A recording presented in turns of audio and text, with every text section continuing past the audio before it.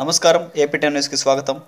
నెల్లూరు జిల్లా వింజమూరు మండలంలో కుటుంబంకు దూరంగా ఉంటూ కరోనాపై కఠినంగా తాను పనిచేస్తున్న మండలాన్ని సొంత కుటుంబంలా అన్నీ తానే చూసుకుంటున్నాడు ఒక మండల రెవెన్యూ అధికారి.